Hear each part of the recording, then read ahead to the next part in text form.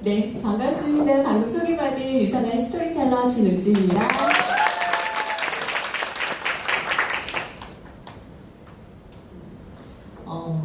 휴가 막바지 주간인 것 같아요. 여기 앞에서 뵈면 굉장히 환한 얼굴들을 뵀었는데 오늘은 조금 흡사 빵집에 와 있는 것 같아요.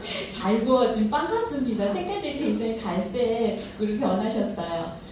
아직 초등학교가 개학을 안 했는데 아이들 어떻게 하고 나오셨어요? 어딘가에서 뛰어놀고 있는 거죠? 네, 그 소중한 아이들의 건강에 대해서 오늘은 저하고 함께 이야기를 나눠보도록 하겠습니다. 이게 아닌가?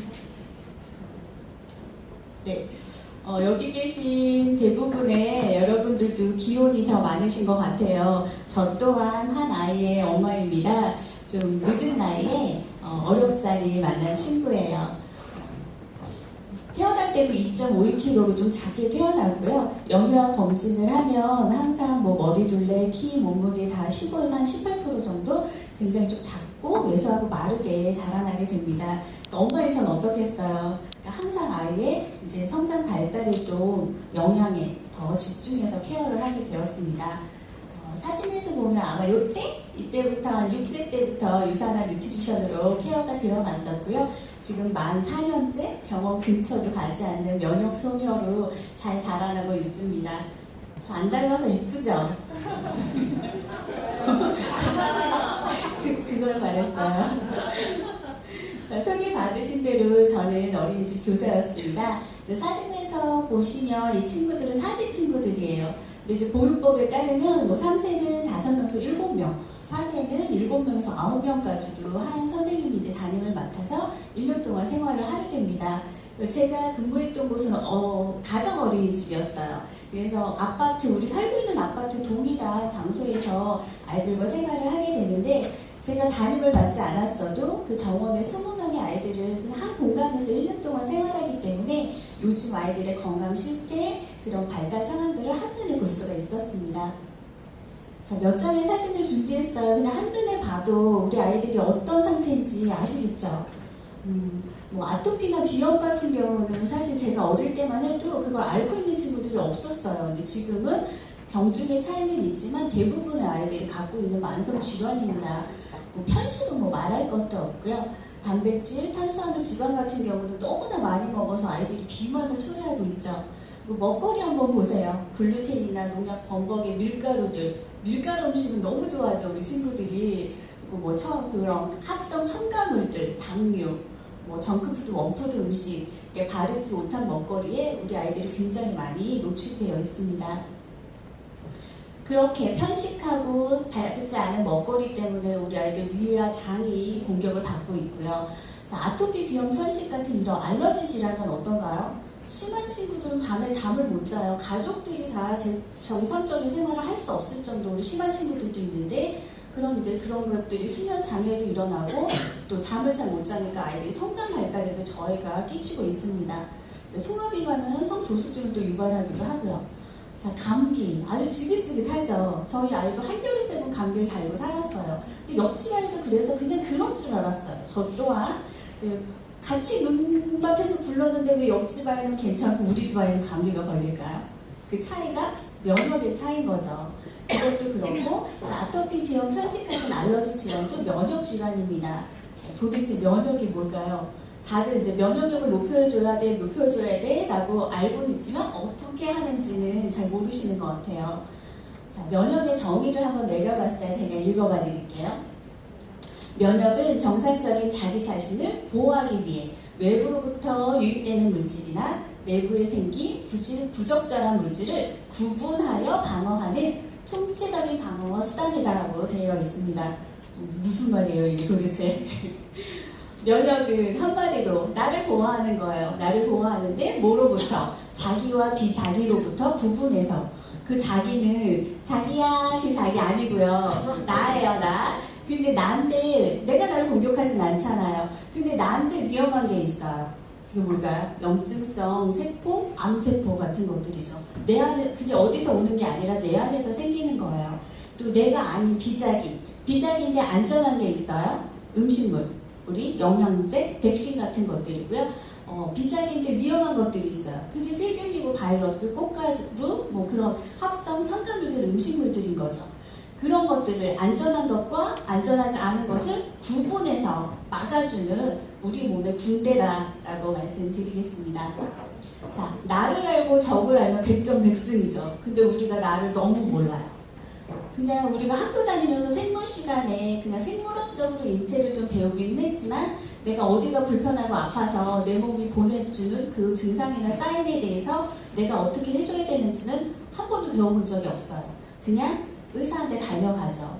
그래서 이렇게 면역 질환들로 지금 굉장히 면역이 이렇게 바닥난 요즘 실태, 건강 실태를 보실 수가 있습니다. 그래서 그 나를 알기 위해서 나를 지키는 군대에 대해서 설명을 드릴게요. 군대는 하는 일이 뭐죠? 첫째도 방어, 둘째도 방어, 셋째도 방어예요. 우리 몸의 면역세포들이 우리 몸 밖으로 뛰쳐나가서 세균하고 바이러스한테 먼저 선방을 날리지는 않아요. 그쵸? 나를 공격했을 때 방어하는 역할을 합니다. 그래서 방어도 1차, 2차, 3차로 나눠서 철통같이 방어를 해요. 자, 1차 방어예요. 태어나서부터 우리가 가지고 있는 거죠. 피부. 내 몸을 제일 먼저 보호해주는 아이죠. 그 위에 있는 털들이 체온 유지를 도와주고요. 코도 보시면 코털, 콧물 같은 것들, 그리고 눈썹도 보면 눈썹 있잖아요. 요즘 저 때만 해도 다 짧아요. 요즘에도 굉장히 긴 거 아세요? 공해가 오염되다 보니까 발달이 되는 거예요. 그만큼. 뭘 먹었을 때, 기관지의 성모도 마찬가지, 가래도 마찬가지, 위산도 그렇고 다 그런 것들이 우리 몸을 1차적으로 방어를 해주는 기관입니다. 자, 1차 방어가 뚫렸어요. 그럼 2차적으로 방어를 해야 되겠죠. 선천성 면역이고 2차 방어도 태어나면서부터 가지고 있는 것들이에요. 즉각적으로 반응하고 인체 감염을 줄여줍니다. 기억 능력은 없어요. 매번 처음부터 똑같이 하는 거예요. 자, 백혈구 면역세포 대표적이죠. 굉장히 여러 가지가 있는데 그 중에서 호중성 백혈구에 대해서 설명을 드릴게요. 이 세포는 식균입니다. 먹어 치웁니다. 그래서 감염된 부위나 세균이나 바이러스가 침투하면 제일 먼저 달려가요. 수도 굉장히 많아요. 그래서 쫄병, 보병 정도 될까요? 군대를 치면 그래서 열심히 세균 바이러스를 잡아먹고 싸우다가 장렬히 전사를 합니다. 그렇게 먹다가 배 터져 죽은 호중성 백혈구의 시체가 고름이고 누런코고 가래예요. 근데 엄마들 어때요? 우리도 유산화 뉴트리션을 알기 전까지만 해도 누런코가 나오고 가래가 나오면 우리 아이 감기가 너무 심한가 봐요 하면서 병원으로 달려가서 항히스타민제나 항생제를 처방받아서 먹이죠. 그래서 그거를 말라버리게 하면 바이러스가 어떻게 될까요? 신난다고 돌아다니는 거죠. 내 면역세포는 열심히 바이러스랑 싸우는데 엄마가 그냥 수건을 던져버리고 백기를 들어버리는 거예요. 이제 앞으로는 아셨으니까 누런코가 나오고 가래가 나오면 우리 열심히 싸는 호중성 백혈구에게 잠시 묵념을 해주시고 그리고 그냥 쎄짜로 총도 안 들어 보내고 너 나가서 싸워라 하지 말고 지원군을 넣어주셔야 되겠죠? 자, 그 부분 다시 또 말씀드릴게요. 자, 호중구 백혈구가 백테리아랑 싸우는 장면이에요. 현미경으로 관찰한 되게 멋진 영상 제가 준비했는데 스피커가 연결이 안 돼서 됐어요? 네, 그럼 한번 같이 보시고 또 이야기를 나누도록 하겠습니다.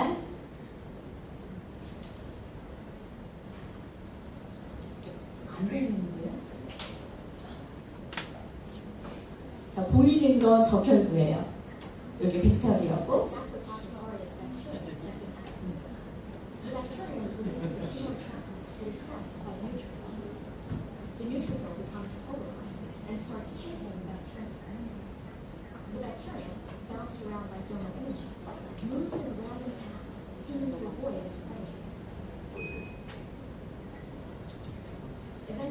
열심히 도망가는데 열심히 쫓아가죠.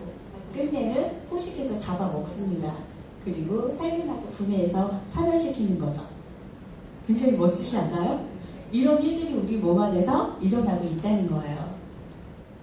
자, 2차 방어 중에서 대식세포입니다. 이름만 들어도 굉장히 많이 먹는 거 알겠시죠?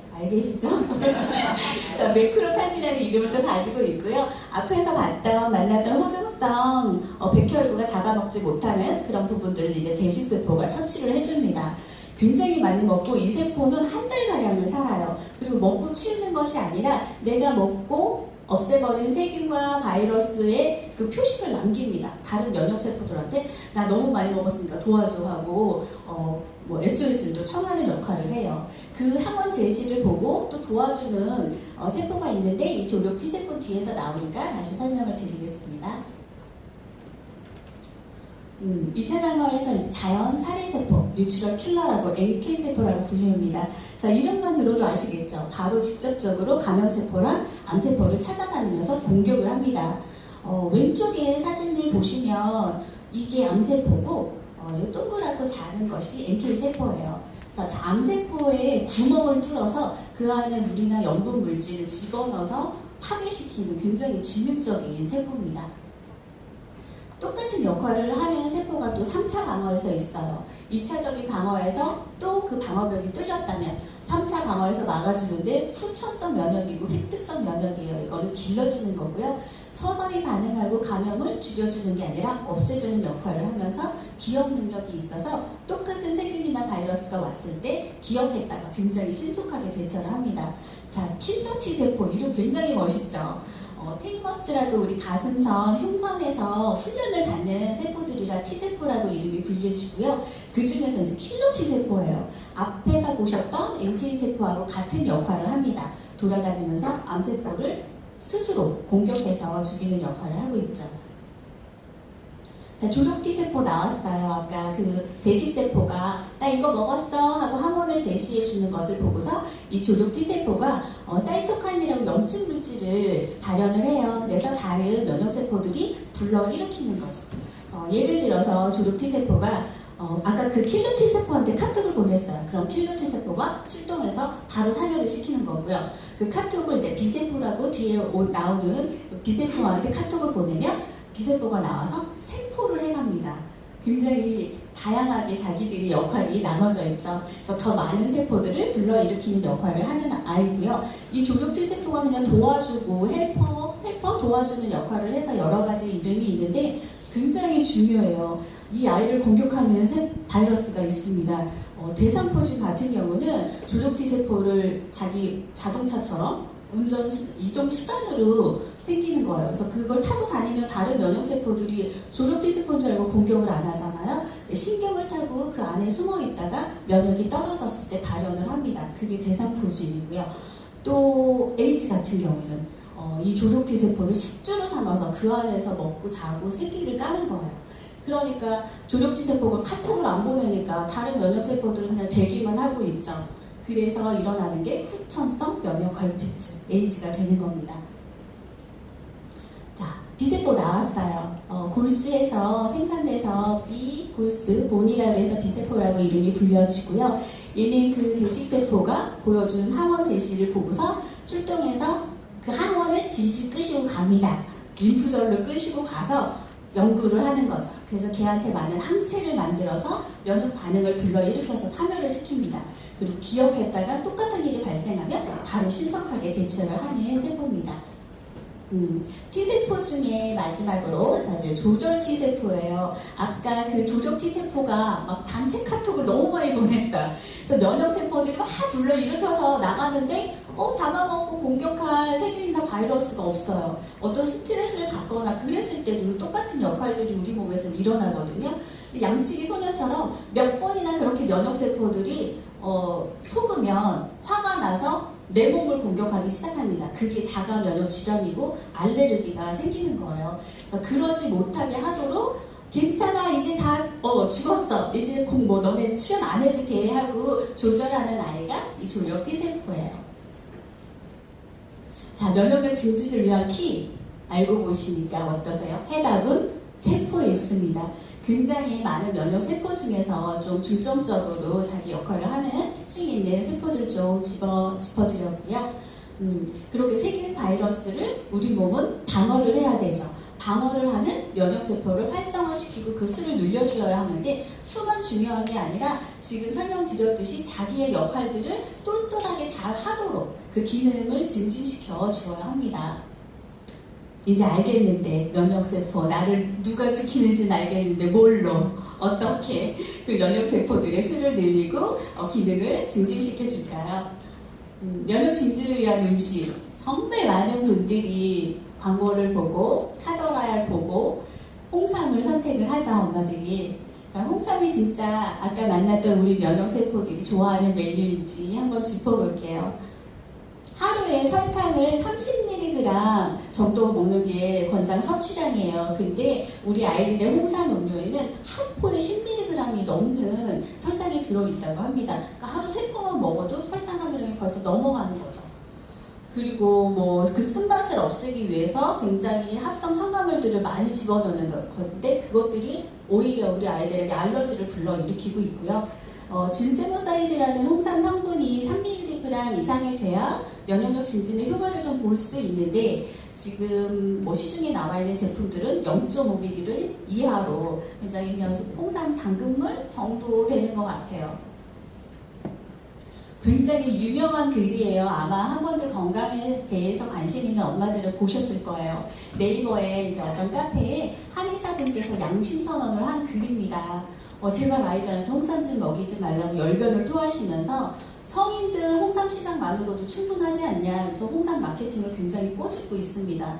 그리고 인삼의 그 열이 찐다고 없어지는 게 아니에요. 반감만 될 뿐이지 그것들이 체질이 열이 많은 우리 아이들 체질에는 절대 맞지 않아서 오히려 독이 된다고 엄마들에게 굉장히 호소를 하는 글이 있어요. 미국이나 유럽 같은 경우에는 홍삼 부작용 때문에 홍삼의 섭취를 굉장히 강력하게 제한을 하고 있습니다. 자, 부작용을 한번 봤더니 수면장애, 불안감, 우리 아이들이 자꾸 보채어 잠을 잘 못 자요. 이런 경우들도 보시면 되겠고요. 두통을 호소하다가 홍삼을 끊었더니 두통이 없어졌다고 하는 성인분도 봤어요. 자, 코피. 실례로 저희 어머님이 이제 손녀를 사랑하는 마음에 저희 딸아이에게 홍삼 음료를 사주신 적이 있었어요. 계속 코피를 흘리는 거예요. 제 아이가 그래서 비타민을 열심히 먹고 있는데 코피를 흘리니까 제가 좀 난감했어요. 그리고 굉장히 많이 이제 서치를 해봤다가 그때 이 글을 제가 보고서 홍삼 음료를 끊었더니 바로 코피가 멎더라고요. 그렇게 아이한테 열을 더 뿜어져 나게 하는 역할들을 하기 때문에 그런 증상이 있는 친구들은 홍삼을 혹시 먹이지 않는지 한번 짚어보실 필요가 있습니다. 근래에도 한약 먹고 온몸에 털이 머리카락이나 뭐 코털 다 그런 피부의 털들이 다 탈모된 아이가 3세 아이가 그런 사고 있었죠. 그러니까 엄마들이 좀 정말 안전한 먹거리를 찾아주셔야 될 것 같습니다. 자, 면역력 높이는 방법 이제 제대로 된 솔루션을 알려드릴게요. 위생관리 뭐 다 아시죠? 밖에 나갔다 들어오면 손 깨끗이 닦아야 되는데 우리 그런 핸드워시가 완전히 좋은 세균까지 다 박멸시켜서 오히려 더 해가 된다는 그런 뭐 사례들도 있고요. 그리고 뭐 파라벤은 말할 것도 없고 트리클로산이라는 성분이 우리 아이들 호르몬을 또 교란시켜요. 그래서 좀 제대로 된 바른 그런 바디 제품들을 선정해 주셔야 될 것 같습니다. 차가운 음식이나 체온 유지 같은 경우는 이제 뭐 같은 맥락으로 설명드릴게요. 체온이 1도씨가 낮아지면 면역력이 15에서 30%가 떨어지요. 그리고 체온이 1도가 높아지면 면역세포들이 70% 더 활성화된다고 합니다. 또 요즘 더워서 찬물 많이들 드시죠? 얼음 음료들. 그래서 식사하신 후에라도 시동이나 좀 미지근한 물을 드시도록 권해드릴게요. 충분한 수면은 뭐 말할 것도 없죠? 새벽 1시 전후로 해서 멜라토닌 호르몬이 분출이 되는데 그 멜라토닌 호르몬이 아까 설명드렸던 NK세포를 활성화시키는데 직접적으로 도움을 주는 호르몬입니다. 그러니까 11시부터 2시까지 우리 아이들 성장 호르몬이 나오는 그 시간에 숙면을 취할 수 있도록 먼저 미리 재워주시고요. 적당한 운동도 뭐 말할 거 없고 자, 저는 이 6가지 중에서 가장 어려운 게 이 영양 섭취인 것 같아요. 하버드 대학의 음식 피라미드입니다. 제일 많이 매일 해야 될 것들이 운동, 체중 조절을 하라고 되어 있고요. 될 수 있으면 적게 먹어야 되는 음식들에 자 보시면 우리가 가장 좋아하는 것들이 여기 다 있어요. 빨간 육류, 버터, 과자, 빵, 음료, 단 거, 나트륨 이런 것들이죠. 어때요? 우리도 뿐만 아니라 아이들도 이런 삼각형이 아닌 거꾸로 된 역피라미드로 음식들을 섭취하고 있는 것을 볼 수가 있습니다. 여기 채소하고 과일 있죠. 예전에도 한번 말씀드렸었는데 이게 씨 껍질 포함해서 알록달록한 색깔별로 5접시를 먹어야 되는 게 성인 기준이에요. 아이들에게 한 접시라도 먹이실 수 있겠어요? 제가 어린이집에서 근무해 보니 뭐 파프리카, 피망, 당근, 토마토, 브로콜리 이런 거는 우리 아이들 기준에서 사람 먹는 음식이 아니에요. 아니에요. 그리고 제가 봐도 이게 버섯이야 고기야 할 정도로 굉장히 색깔이 똑같고 깍둑썰기 해서 집어넣는데 그 카레에다 막 묻혀갖고 아이들은 고기를 귀신같이 알아차립니다. 그리고 정말 깨알같이 조각조각 내서 볶음밥이나 김밥에는 당근도 귀신같이 골라냅니다. 소문의 발달이 굉장히 잘 돼 있어요. 그럴 때만. 네. 자, 그럼에도 불구하고 매일 종합 비타민과 여분의 비타민 D를 먹으라고 되어 있죠. 그래서 이렇게 음식마다